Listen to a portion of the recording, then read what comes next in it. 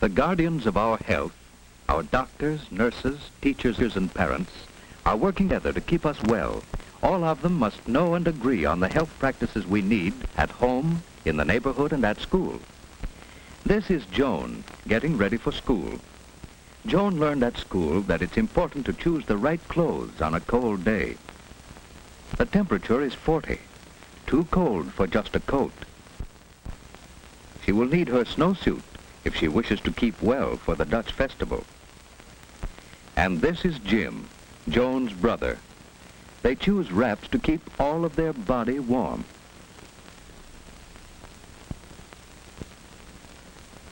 Mother is to see Jim looking so well this morning.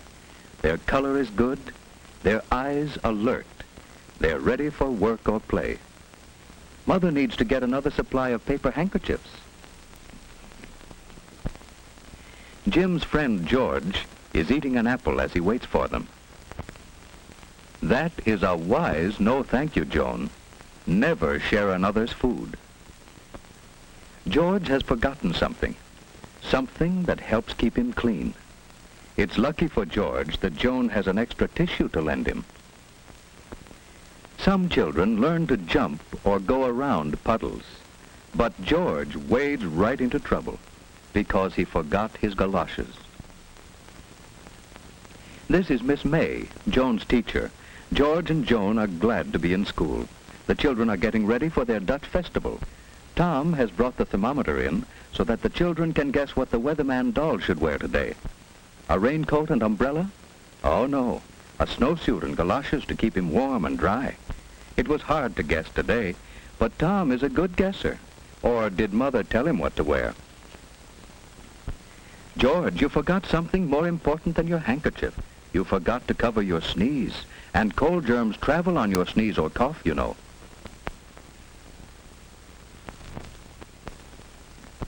Why, cold germs can fly farther than Miss May can blow the feather. Cold germs can fly 8 feet to another child's nose, hand, or food. People who put fingers into their mouths make it easy for cold germs to come to them.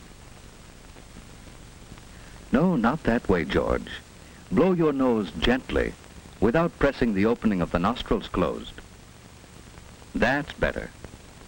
Oh, and your feet are wet. It's easy to catch cold when your body is chilly. You'd better go and see the school nurse. She'll help you. The nurse is examining Mary after her cold. 4 days at home with a cold keeps others from catching it and protects you from serious infections that follow colds. Now, George, who sent you in here? Miss May thought I might be catching a cold. Well, what do you think? I'm hot and chilly. Well, did you sleep pretty well last night, and did you feel like getting up this morning? Did your breakfast taste good? I hardly had time to have my breakfast. I had an apple on the way. Now, blow your nose, George. Oh, not so hard, gently. No pressure on the opening. Now, let's look at your throat. Open wide. All right, now you sit down, and I'll take her. You moisten your lips and hold this under your tongue. Oh, your feet are wet too, George. Winnetka, 3, 2, 1. Hello, is it Mrs. Powell there? Yes. Well, this is Miss Wright, Mrs. Powell. George came in to see me a few moments ago with a cold. Yes, his throat is quite red and his feet are wet, too. I do think he'd be more comfortable at home in bed. Well, just a minute, please. Yes, his temperature is 99.8. Well, it is best to consult your physician if it goes over 100, especially during the cold season. Oh, that would be nice of you to call for him. Yes, he'll be right here in my office. Thank you so much. Goodbye. Joan's mother visits school to plan a health program. Joan must learn to take responsibility for keeping herself well. This weather chart keeps Joan alert to weather changes as she marks snowy or rainy days. Dressing this weather doll for outdoor weather helps Joan know what to wear herself. It will be better for Mother when Joan chooses wraps to suit the temperature instead of arguing about what friends wear. Mother and teacher check Joan's health habits. They plan better health practices for home and school. At school, Joan's committee keeps the washroom attractive with soap sponges, brushes, and signs. Others keep the closets neat with boxes for rubbers and hangers for clothes. Another records the temperature and tells us when we need heat or fresh air.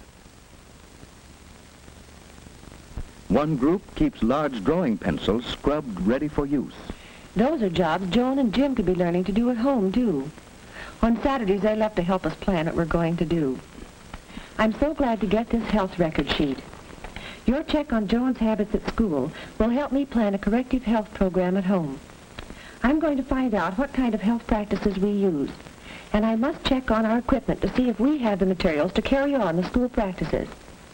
Thank you for some grand ideas, Miss May. I'm going to visit school again some afternoon when I call for Joan. May I? Do come often. It is good for teachers and children to have parents visit school. Next morning, Joan's mother is inspecting the health materials in her home. Each one in the family needs a separate towel and washcloth. Mother has one for Jim and another for Joan, each with his own name. Joan's father made a box for her to stand on. It's no fun washing if you have to stretch or can't see into the basin. And here are new cups. Each can have his own cup now. It prevents catching another's cold. Why, Jim, why are you so cross? Father has taught Joan to spit into the toilet, for spitting spreads disease. Here are the spoons for your cod liver oil, Joan. It's extra sunshine for us in winter and spring. You know, strong bodies can't always keep us from catching cold, but they help us resist a serious illness that may follow colds. Keep away from persons with colds, and keep your hands clean while you're eating. Jim must wash his hands after he pets his dog, but he won't have to go upstairs, as Father has arranged a washstand downstairs, so Jim will remember to wash. What's the trouble with Jim? He didn't like his breakfast, and he was restless as he slept. He's cross and tired this morning. His throat isn't very red, but his eyes look queer. He'd better stay home today so that Mother can watch him and keep him warm. Joan's mother can't go to the kermis now, so Joan must take the paper bags for the party. Colds are easy to catch during the first 24 hours. Mother must see that Jim covers his coughs and stays away from others. She must sterilize his dishes by boiling them thoroughly in water.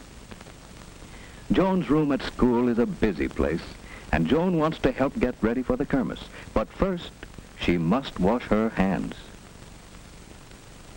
We must always wash hands clean before handling food. So, Joan takes off her coat, uses plenty of soap and a good lather. She rinses her hands well and dries them thoroughly with a paper towel. In another room, the kindergarten children are getting ready for the kermis. It's best to go to the toilet and wash hands first. Now Joan has her wraps off, her hands are clean, and she's ready to pack the bags for the kermis. The kermis has started. George's friends are selling the flowers they raised. They learn that flowers, like children, need plenty of sunshine, water, good food, and moderate temperature to make them grow.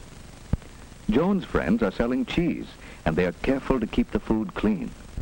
Everyone is having a good time, while poor George stays in bed. His careless habits have made Jim miss the kermis too, and Jim is restless in bed. Now he knows it pays to avoid people with colds. But Jim's friends are enjoying the kermis.